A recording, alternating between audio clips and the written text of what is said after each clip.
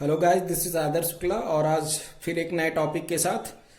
Topic का नाम है हमारा वैद्युत बल रेखाएं, इलेक्ट्रिक लाइन ऑफ फोर्सेस। क्या होती हैं इलेक्ट्रिक लाइन ऑफ फोर्सेस, इन्हें हमें देखना है। ठीक है, तो वैद्युत बल रेखाएं क्या है? किसी भी वैद्युत क्षेत्र में कोई भी अगर हमारा एक चार्ज है, पॉइंट चार्ज हो या फिर हमारा टेस्ट चार्ज हो, वो अट्रैक्शन या रिपल्सन फोर्स का अगर एजम्पशन करता है, अट्रैक्शन या रिपल्सन फोर्स का अनुभव करता है, तो वो रीजन होता है वैद्युत बल रेखाओं के कारण। अर्थात अगर कहीं पे भी वैद्युत क्षेत्र बन रहा है तो उसका रीजन है ये वैद्युत बल रेखाएं, जो कि हमारी क्या होती है, इनविजिबल होती हैं। वास्तव में फिजिकली हम इसको देख नहीं सकते हैं, केवल इसको महसूस किया जा सकता है। ठीक है, तो वैद्युत बल रेखाओं की प्रॉपर्टीज इंपॉर्टेंट है और यही हमारा हर ईयर पूछा जाता है कि वैद्युत बल रेखाओं के गुण क्या हैं। ठीक है, तो इसके कुछ इंपॉर्टेंट टॉपिक प्रॉपर्टीज हैं जिनको हम लोग डिस्कस करते हैं। जैसे पहला, वैद्युत बल रेखाएं क्या होती हैं? वैद्युत बल रेखाएं हमेशा एक पॉजिटिव चार्ज से ओरिजिनेट होती हैं।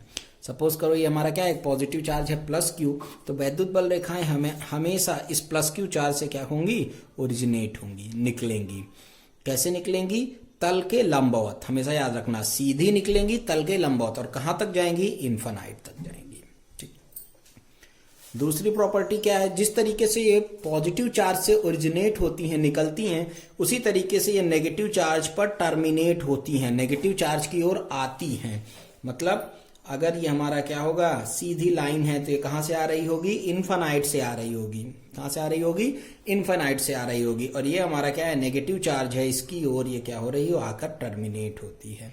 कैसे? ये भी तल के 90 डिग्री। ठीक है, दो इंपॉर्टेंट प्रॉपर्टी। तीसरी प्रॉपर्टी, अगर कोई एक डाइपोल हो, वैद्युत द्विध्रुव, आगे बात करेंगे डाइपोल की। वैद्युत द्विध्रुव क्या होता है? वैद्युत अभी थोड़ा सा डीप में देख लेते हैं। जनरली वैद्युत द्विध्रुव क्या होते हैं? अगर कोई भी दो चार्जेस हमारे क्या हो, एक प्लस और माइनस, ठीक है, अपोजिट नेचर के चार्ज एक दूसरे से बहुत थोड़ी सी डिस्टेंस पे, छोटी सी डिस्टेंस पर रखे हो, तो उसे हम लोग कहते हैं डाइपोल। तो सेम उसी तरीके से अगर ये कोई एक डाइपोल है, ये प्लस क्यू चार्ज है हमारा, ये क्या है, माइनस क्यू चार्ज, तो आपको पता है कि प्लस क्यू चार्ज से ओरिजिनेट होगी, सीधी निकलेगी, बट ये माइनस क्यू इसको क्या करेगा, अट्रैक्ट करेगा। फाइनली ये क्या हो जाएगा, एक कर्व बन जाएगा, एक वक्रीय स्ट्रक्चर बन जाता है। ठीक है, ये एक कर्व बनता है और इस कर्व में हमेशा आप देखोगे कि पॉजिटिव चार्ज से ये इलेक्ट्रिक लाइन ऑफ फोर्सेस निकल रही हैं और नेगेटिव चार्ज पर आ रही हैं, लेकिन कभी भी ये नेगेटिव चार्ज से पॉजिटिव चार्ज की ओर जाती हुई नहीं दिखेंगी। केवल ये पॉजिटिव से निकलेंगी, नेगेटिव पे आएंगी, लेकिन कभी भी कोई भी ऐसी कंडीशन नहीं है जहां पे आपको नेगेटिव से पॉजिटिव की ओर दिखेंगी ये वैद्युत बल रेखाएं। क्लियर है? ठीक है, और वैद्युत बल रेखाएं एक कर्व बनाती हैं, है ना, एक वक्र बनाती हैं। और ये कर्व कैसा होता है? ये कर्व होता है हमारा ओपन कर्व होता है। वैद्युत बल रेखाएं क्या बनाती हैं? एक कर्व बनाएंगी और ये कर्व कैसा होगा? ओपन। सेम ऐसे ही मैग्नेटिक लाइन ऑफ फोर्सेस भी होता है, दोनों में बेसिक डिफरेंस आप समझ लो। अगर हम बात कर रहे हैं मैग्नेटिक लाइन ऑफ फोर्सेस की, मैग्नेटिक लाइन ऑफ फोर्सेस की, तो मैग्नेटिक लाइन ऑफ फोर्सेस भी कर्व बनाती हैं, बट वो क्या होता है, क्लोज्ड होता है। मतलब वहां पे एक हमारा होता है plus M charge, plus M positive, ठीक है, मतलब नॉर्थ साउथ और नॉर्थ टर्मिनल किसी भी मैग्नेट में। अगर हम थोड़ी सी इसको और डिस्कस कर लेते हैं, मान लो ये हमारा कोई एक बार मैग्नेट है, दंड चुंबक, ठीक है, ये है नॉर्थ पोल, ये है साउथ पोल। तो क्या होता है, नॉर्थ पोल से निकल करके magnetic line of forces south pole पर जाती हैं, मैग्नेट के बाहर, बट मैग्नेट के अंदर साउथ से नॉर्थ भी जाती है। मतलब अगर यहां पे देखो तो ये क्लोज्ड कर्व बनाती हैं, लेकिन इलेक्ट्रिक लाइन ऑफ फोर्सेस कभी भी क्लोज्ड कर्व नहीं बनाती, ये केवल क्या बनाती हैं, ओपन कर्व बनाती हैं। ठीक है, चौथी इंपॉर्टेंट प्रॉपर्टी, अगर हमें इलेक्ट्रिक लाइन ऑफ फोर्सेस की डायरेक्शन, मतलब हमें इलेक्ट्रिक फील्ड की डायरेक्शन देखनी है, इलेक्ट्रिक लाइन ऑफ फोर्स की डायरेक्शन हमको दी गई हो और आपसे पूछा जा रहा हो कि इलेक्ट्रिक फील्ड की डायरेक्शन कहाँ होगी। सपोज करो ये हमारी क्या हो गई, इलेक्ट्रिक लाइन ऑफ फोर्स की डायरेक्शन, और आपसे पूछ रहा है कि where the direction of the electric field intensity. तो सिंपल सी बात है, हम क्या करेंगे, इस इलेक्ट्रिक लाइन ऑफ फोर्सेस का जो वक्र बना है, कर्व है, इस पे एक टेंजेंट खींचेंगे, और जो टेंजेंट की डायरेक्शन, एक क्या खींचेंगे बच्चों, स्पर्श रेखा हिंदी में बोलते हैं, एक टेंजेंट खींचेंगे, और इस टेंजेंट की जो डायरेक्शन होगी वही हमारी क्या होगी, इलेक्ट्रिक फील्ड इंटेंसिटी की डायरेक्शन होगी। पांचवा पॉइंट, अगर इलेक्ट्रिक लाइन ऑफ फोर्सेस, ठीक है, अगर हमें क्या करना है, इलेक्ट्रिक लाइन ऑफ फोर्सेस को, अगर कोई भी एक इलेक्ट्रिक फील्ड है, ठीक है, तो कभी भी एक इलेक्ट्रिक फील्ड में दो इलेक्ट्रिक लाइन ऑफ फोर्सेस कभी भी आपको एक दूसरे को कट करती हुई दिखाई नहीं देंगी।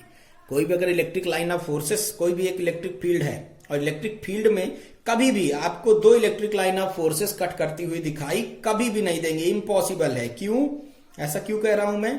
क्योंकि अगर दो इलेक्ट्रिक लाइन ऑफ फोर्सेस एक दूसरे को कट रही हैं तो जाहिर सी बात है कि यहां दो इलेक्ट्रिक फील्ड है, दो इलेक्ट्रिक फील्ड की डायरेक्शन है, और किसी एक इलेक्ट्रिक फील्ड में दो इलेक्ट्रिक फील्ड की डायरेक्शन पॉसिबल है? नहीं पॉसिबल है। मतलब कि कभी भी किसी एक ही वैद्युत क्षेत्र में दो इलेक्ट्रिक लाइन ऑफ फोर्सेस एक दूसरे को कट करती हुई दिखाई नहीं देंगी।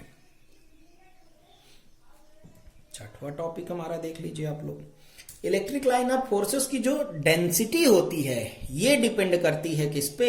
ये डिपेंड करती है, density of electric line of forces is a magnitude of the electric field. ठीक है, ये जो हमारी डेंसिटी होती है, density of electric line of forces ELF is equal to magnitude of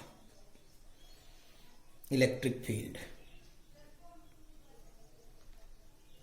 ठीक है, मैग्नीट्यूड ऑफ इलेक्ट्रिक फील्ड। नहीं समझ में आया? इस पे एक थोड़ा सा हम न्यूमेरिकल एक छोटा सा डायग्राम देख लेते। सपोज करो ये एक एरिया है उतना ही बड़ा और ये इतना ही बड़ा, दोनों एरिया सेम है। यहाँ पे कितनी इलेक्ट्रिक लाइन ऑफ फोर्सेस पास कर रही हैं? 3। और यहां से कितनी इलेक्ट्रिक लाइन ऑफ फोर्सेस पास कर रही हैं? 5। उतने ही एरिया में यहाँ पे इलेक्ट्रिक लाइन ऑफ फोर्सेस पास कर रही हैं 3, और यहाँ पे कितना है हमको मिल रहा है जो मैग्नीट्यूड है फील्ड का E1, और यहाँ पे कितनी इलेक्ट्रिक लाइन ऑफ फोर्सेस पास कर रही हैं? 5, और यहाँ पे कितना हमको मैग्नीट्यूड मिल रहा है? E2। तो मेरा क्वेश्चन है कि E1 इक्वल टू E2 होगा कि नहीं होगा? नहीं, E1 इक्वल टू E2 नहीं होगा, बल्कि E1 is greater than E2 होगा। क्यों? क्योंकि अगर देखो तो यहाँ डेंसिटी ज्यादा है, ठीक है, किसकी? इलेक्ट्रिक लाइन ऑफ फोर्सेस की, और यहाँ पे डेंसिटी कम है इलेक्ट्रिक लाइन ऑफ फोर्सेस की। और मैंने पहले ही कह दिया है कि density of ELF is equal to magnitude of electric field. Electric field वहां पे ज्यादा होगी जहां पे इलेक्ट्रिक लाइन ऑफ फोर्सेस की डेंसिटी ज्यादा होगी। ठीक है, तो ये हमारा बेसिकली हर ईयर आपसे लगभग बोर्ड एग्जामिनेशन के स्टूडेंट्स में पूछा जाता है कि इलेक्ट्रिक लाइन ऑफ फोर्सेस की क्या करो, प्रॉपर्टीज लिखो। ठीक है, तो अब हम लोग स्टार्ट करते हैं अपना वैद्युत क्षेत्र। नेक्स्ट टॉपिक है हमारा वैद्युत क्षेत्र।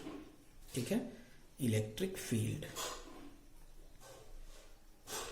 क्या होता है? इलेक्ट्रिक फील्ड, इसको देखते हैं। सिंपल सा अब हम लोग डिफाइन कर सकते हैं। ठीक है, इलेक्ट्रिक फील्ड क्या है?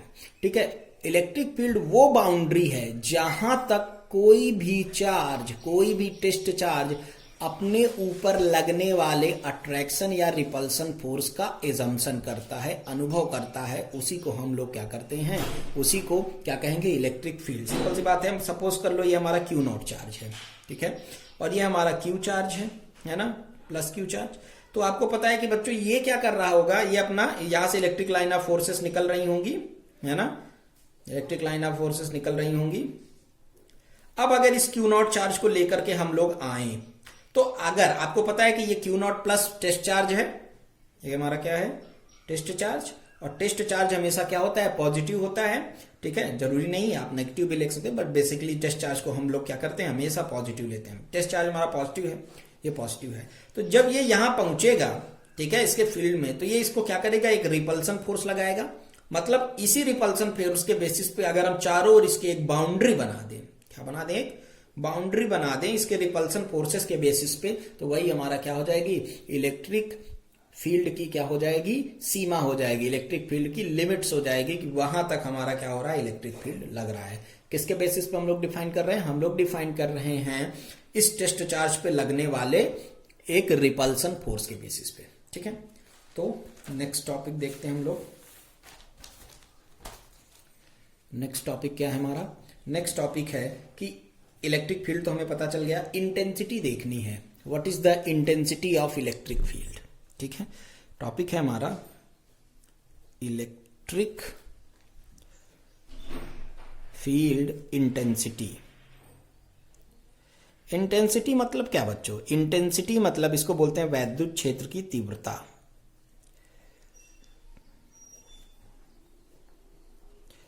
इंटेंसिटी मतलब क्या होता है? इंटेंसिटी मतलब सिंपली आप समझो किसी की औकात नापना। ठीक है, तीव्रता, कितना ज्यादा उसके पास पोटेंसी है फील्ड की, इलेक्ट्रिक फील्ड की जो उसकी पोटेंसी है, हिंदी में बोलो तो उसका औकात, उसी को हम लोग क्या कहते हैं? इलेक्ट्रिक फील्ड इंटेंसिटी कहते हैं। कैसे डिफाइन करेंगे? कहने का मतलब मेरा ये है कि अगर कोई एक टेस्ट चार्ज है, सपोज करो जैसे भी जस्ट हमने देखा ये हमारा प्लस क्यू चार्ज है और इसके सामने हमने लेकर आया कितना टेस्ट चार्ज, तो आपको पता है कि इस पे एक रिपल्सन फोर्स लगेगा। तो किसी टेस्ट चार्ज पर, ठीक है, कोई भी चार्ज किसी फील्ड के अंदर, इसके फील्ड के अंदर ये आया था, इस चार्ज को हम लोग क्या किए थे बच्चों, इस चार्ज को हम लोग इसके फील्ड के अंदर लेकर आए थे। तो किसी भी चार्ज को हम किसी के अगर फील्ड के अंदर लेकर आते हैं तो उसके ऊपर जो रिपल्सन फोर्स लग रहा होता है, एक रिपल्सन फोर्स लग रहा होता है बच्चों, ठीक है, उन दोनों के रेशियो को ही हम लोग क्या कहते हैं, इलेक्ट्रिक फील्ड इंटेंसिटी कहते हैं। या सिंपल डेफिनेशन बोलो तो किसी एक यूनिट चार्ज पर किसी के फील्ड के भीतर नेट जितना फोर्स लगता है वह उसकी क्या कहलाती है, इलेक्ट्रिक फील्ड इंटेंसिटी। फॉर्मूला अगर देखें तो electric field intensity is equal to simply क्या हो जाएगी, टोटल लगने वाला फोर्स F अपॉन जो उसकी क्या है चार्ज है F अपॉन क्यू नॉट। ये हमारा क्या हो जाएगा, इलेक्ट्रिक फील्ड इंटेंसिटी का फॉर्मूला हो जाएगा। यूनिट अगर देखा जाए तो फोर्स की यूनिट क्या होती है बच्चों, न्यूटन, ऑलरेडी आपको पता है, और चार्ज की यूनिट क्या होती है, कूलम, मतलब इसकी यूनिट हमें क्या मिल जाएगी, न्यूटन पर कूलम। अगर डायमेंशनल फार्मूला देखा जाए तो डायमेंशनल फार्मूला न्यूटन का क्या होता है, आपको पता है MLT-2 फोर्स का डायमेंशन फार्मूला, और कूलम का होता है AT। देन यहां से हमें क्या मिल जाएगा, यहां से हमें मिल जाएगा ML, ठीक है, इसको ऊपर लेके जाओ, T-3, यहाँ T कितना है, +1 है, ऊपर जाएगा बेटा -1 और -2 पहले से है, तो कितना हो जाएगा यहाँ से T-3 और कितना हो जाएगा A-1। ये क्या हो जाएगी, हमारी इलेक्ट्रिक फील्ड इंटेंसिटी की यूनिट हो जाएगी, डायमेंशनल फॉर्मूला हो जाएगा, ठीक है। अब एक इंपॉर्टेंट टॉपिक हमें पढ़ना है कि कोई भी पॉइंट चार्ज है उसके कारण इलेक्ट्रिक फील्ड इंटेंसिटी कितना लगेगी। ये डेरिवेशन है, पूछता है एग्जामिनेशन में आपसे कि हमें क्या करना है, किसी पॉइंट चार्ज के कारण electric field intensity find out करनी है। टॉपिक क्या है हमारा, electric field intensity due to a point charge, ठीक है। एक हमारा यूनिट चार्ज है, हिंदी में किसी एक बिंदु आवेश के कारण लगने वाले वैद्युत क्षेत्र की तीव्रता को हमें क्या करना है, कैलकुलेट करना है।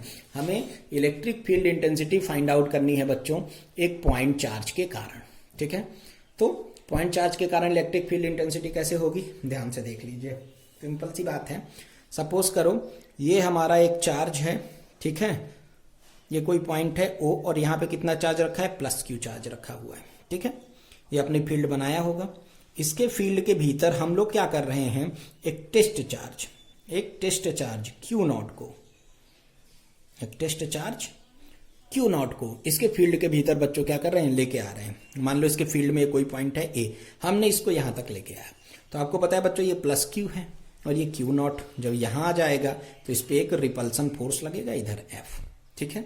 और ये O और A के बीच की डिस्टेंस कितना है, हमने मान ली है R।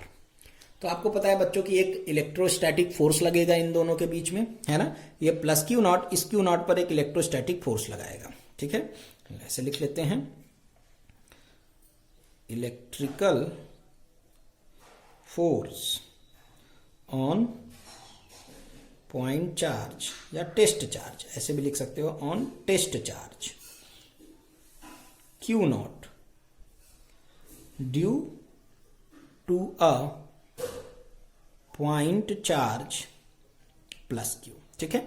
इस जो हमारा Q0 चार्ज है इस पर हम लोग इस पॉइंट चार्ज Q के कारण लगने वाला फोर्स निकालते हैं, ठीक है। सिंपल वही कूलम्स लॉ, सिंपल फार्मूला क्या हो जाएगा, कूलम्स लॉ ने क्या बताया, सिंपल फार्मूला हो जाएगा इसका से क्या कि दोनों के बीच लगने, अगर हम लोग फोर्स निकाले तो क्या आता है 1/4πε0। क्यों लेते हैं, क्योंकि ये सब वैल्यू हम लोग क्या कर रहे हैं, किसी निर्वात के लिए कैलकुलेट कर रहे हैं, इसलिए हम लोग यहाँ ε0 लेते हैं। क्लियर बच्चों, तो कितना हो जाएगा, F = 1/4πε0, दोनों चार्जों का प्रोडक्ट है ना, मल्टीप्लीकेशन Q0 और इनके बीच की स्क्वायर R स्क्वायर। ये हमारा क्या हो गया, ये हमारा हो गया बच्चों इसकी ओर लगने वाला फोर्स, इसके कारण इस पे लगने वाला फोर्स। बट हमें क्या फाइंड करना है, हमें तो इलेक्ट्रिक फील्ड इंटेंसिटी चाहिए। देन इलेक्ट्रिक फील्ड इंटेंसिटी,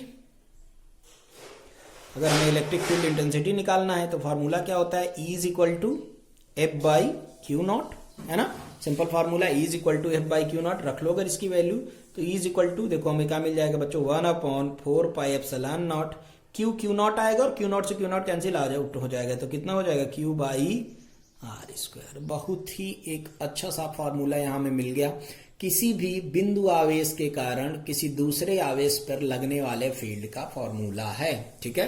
किसी भी बिंदु आवेश ने जो फील्ड बनाई है, अगर किसी एक टेस्ट चार्ज को हम लेकर आ रहे हैं तो उस पर कुल इतना फोर्स, कितना फील्ड हम उस पर लगती है।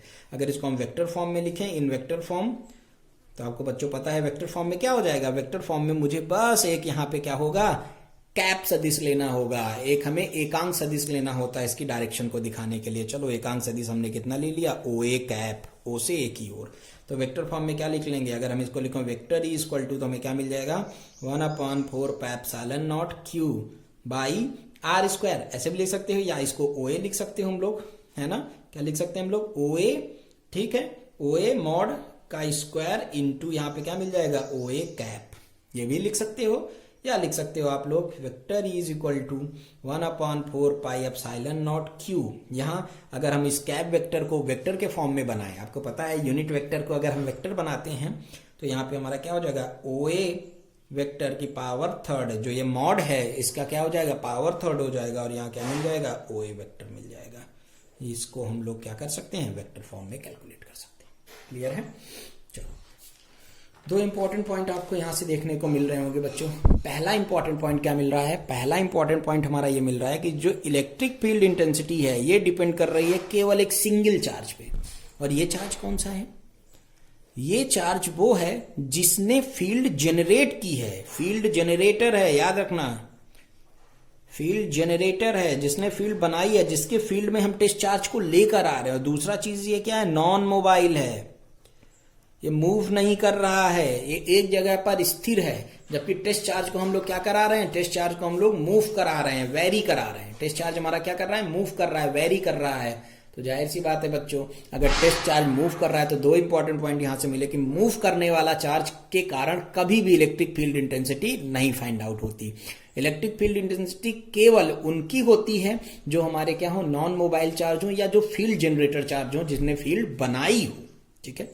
और दूसरा पॉइंट की इंपॉर्टेंट क्या है, electric field intensity is also, ठीक है, follow the reciprocal square law of distance. मतलब कि जो डिस्टेंस है, जितना बढ़ाओगे इलेक्ट्रिक फील्ड इंटेंसिटी उतना ही कम होती चली जाएगी। कहने का मतलब अगर आर इंक्रीज करोगे तो इलेक्ट्रिक फील्ड इंटेंसिटी डिक्रीज होगी, ठीक है। इन दोनों के बीच में इनवर्सली प्रोपोर्शनल के स्क्वायर का रिलेशनशिप है। ओके बच्चों, that's all for today, thank you.